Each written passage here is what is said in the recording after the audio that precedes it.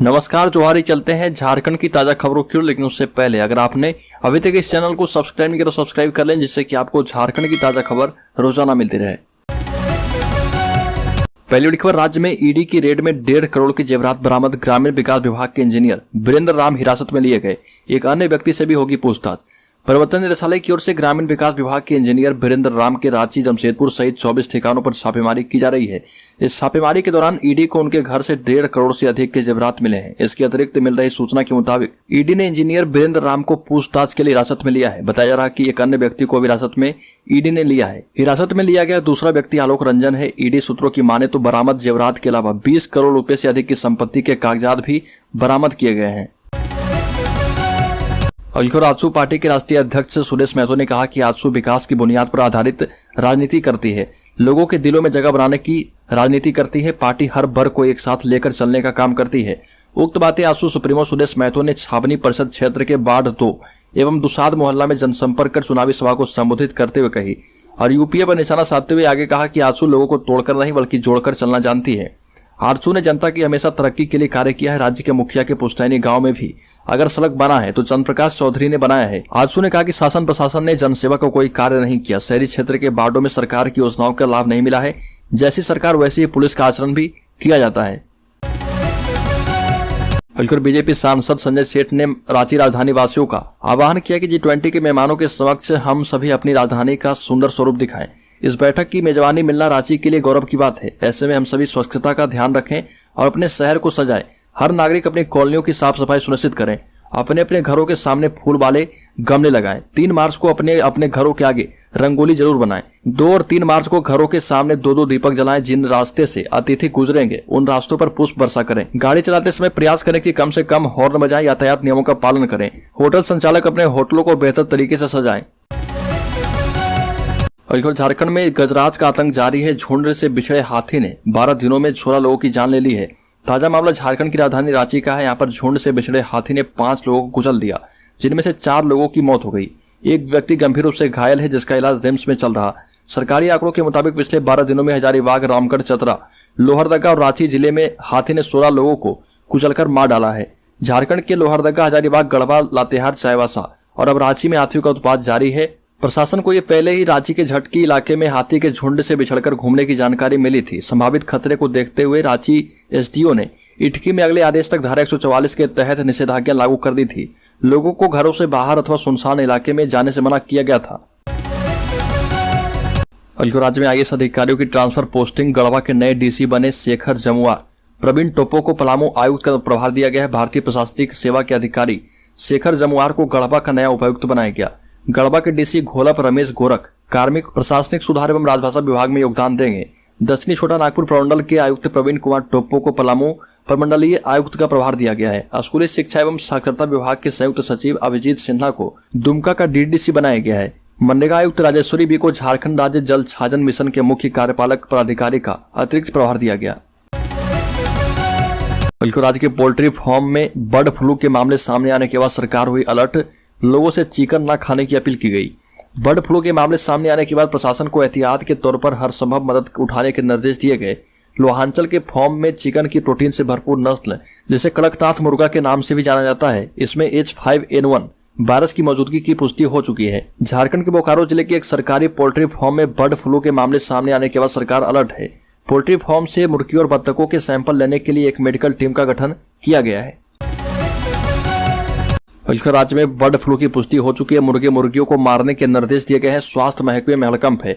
बोकारो में bird flu की पुष्टि होने के बाद पशुपालन निदेशालय ने bird flu avian influenza outbreak घोषित करते हुए सभी जिलों को अलर्ट जारी कर दिया गया है। पशुपालन विभाग ने इस बाबत बोकारो के उपायुक्त समेत सभी जिलों को विस्तृत दिशा निर्देश जारी किया गया। सरकारी कुक्कुट फार्म बोकारो में शेष लगभग 3 दर्जन मुर्गियों को भी बर्ड फ्लू के संक्रमण से मंगलवार को मौत हो गई। सभी मृत मुर्गियों को सुरक्षित तरीके से निष्पादित कर दिया गया है।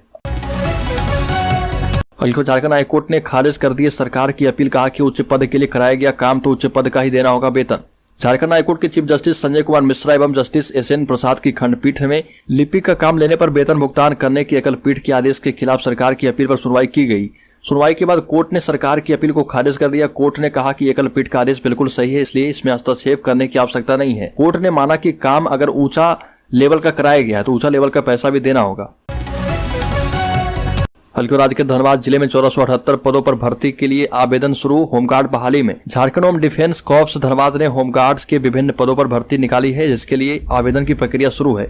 ग्रामीण क्षेत्रों के लिए जो उम्मीदवार इन पदों पर आवेदन करना चाहते हैं उन्हें कक्षा 7 पास होना चाहिए और शहरी क्षेत्रों के लिए जो उम्मीदवार आवेदन करना चाहते हैं होमगार्ड में उन्हें कक्षा 10वीं पास होना आवश्यक है। इन पदों के लिए न्यूनतम आयु सीमा 19 वर्ष और अधिकतम आयु सीमा 40 वर्ष होनी चाहिए। झारखंड होमगार्ड्स के पदों पर उम्मीदवारों की चयन प्रक्रिया में शारीरिक परीक्षण, हिंदी परीक्षा और तकनीकी परीक्षा शामिल है।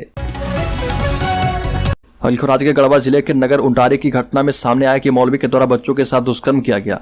ये घटना झारखंड के गढ़वा की मिली जानकारी के मुताबिक गढ़वा जिले के नगर उंटारी थाना क्षेत्र अंतर्गत कोइंदी गांव में दारुल उलूम शमसिया नाम का मदरसा है। यहाँ 50 बच्चे नामांकित हैं। यहाँ पर बच्चों को पढ़ाने का जिम्मा मौलवी समरुद्दीन के पास था। इसी समरुद्दीन पर बच्चों के साथ दुष्कर्म करने का आरोप लगा है। खुलासा होते इलाके में हड़कंप मचा है। मूल रूप से पश्चिम बंगाल का रहने वाला मौलवी समरुद्दीन लंबे समय से बच्चों को अपनी हवस का शिकार बना रहा था, जिसका खुलासा हाल ही में बच्चों ने ही कर दिया। बताया जा रहा है कि जब बच्चों की शिकायत पर परिजन मदरसा पहुंचे और मौलवी एवं मौलाना से बातचीत करना चाहा तो भड़क गए। मौलवी समरुद्दीन ने गांव में ही अपने कुछ समर्थकों के साथ अभिभावकों पर हमला बोल दिया और आरोप है कि उसने कुछ लोगों के साथ मारपीट की। स्थानीय लोगों ने अब नगर उंटारी पुलिस को मामले की जानकारी दी है और पुलिस कोइंदी गांव के दारुल उलूम शमसिया मदरसा पहुंची और घटना की जानकारी ले चुकी है और इसमें प्राथमिकी दर्ज की गई है। राज्य में अपराधी बेलगाम दिन दहाड़े भाजपा नेता चतुर साहू को गोली मारकर किया घायल। जांच के लिए अब एसआईटी का गठन किया गया है। रांची रामगढ़ रोड स्थित पिस्का चौक के समीप दिन के करीब 11 बजे भाजपा ओबीसी मोर्चा के जिला मंत्री चतुर साहू को एक अपराधी ने बाएं हाथ में गोली मार दी। उन्हें इरवा स्थित क्यूरेसेटा ग्लोबल एससीएम हॉस्पिटल में भर्ती कराया गया है। डॉक्टर के मुताबिक उनकी स्थिति खतरे से बाहर है। वहीं दूसरी ओर उन्हें गोली मारने के बाद भाग रहे अपराधी को जब लोगों ने पकड़ने की कोशिश की तो वह फायरिंग कर भाग निकला। उधर अस्पताल में भर्ती चतुर साहू के हाथ का ऑपरेशन चिकित्सकों ने कर दिया। चतुर साहू ने बताया कि वह अपनी दुकान परिहार ट्रेडर्स में बैठे थे। इसी दौरान ग्राहक बनकर एक अपराधी दुकान में पहुंचा और गोली चलाने लगा। इसी क्रम में गोली हाथ में जा लगी। बीजेपी राज्यसभा सांसद दीपक प्रकाश, सांसद संजय सेठ उनसे मिलने अस्पताल पहुंचे और प्रशासन से 24 घंटे के भीतर अपराधी को गिरफ्तार करने की मांग की है। गिरफ्तारी नहीं होने पर आंदोलन की चेतावनी दी गई। झारखंड में हाथियों का आतंक, लोहरदगा के बाद रांची में 4 को मार डाला। इलाके में धारा 144 लागू। झुंड से बिछड़े हाथी ने सुबह इटकी प्रखंड के कई गांव में उत्पात मचाया और एक महिला समेत 4 ग्रामीणों को कुचलकर मार डाला। वहीं एक व्यक्ति गंभीर रूप से घायल हो गया है। मृतकों में मोरे बोड़िया, रथवा देवी अथवा उरांव गंभीर रूप से घायल है। इधर हाथी को देखने के लिए उमड़ रही भीड़ और उसके साथ छेड़छाड़ को रोकने के लिए अनुमंडल प्रशासन ने इटकी क्षेत्र में धारा 144 लागू कर दी है। झारखंड लोक सेवा आयोग ने 11 माह के बाद फिर से छूटे हुए अभ्यर्थियों से यूनानी एवं आयुर्वेदिक डॉक्टरों के 285 रिक्त स्थानों पर नियुक्ति के लिए आवेदन आमंत्रित किया है। पिछली बार कम आवेदन आने के कारण आयोग ने दोनों पद पर नियुक्ति के लिए फिर से आवेदन मंगाया है। यूनानी डॉक्टर के 78 पद पर नियुक्ति के लिए इच्छुक अभ्यर्थियों से 20 मार्च 2023 तक आवेदन मांगे गए हैं।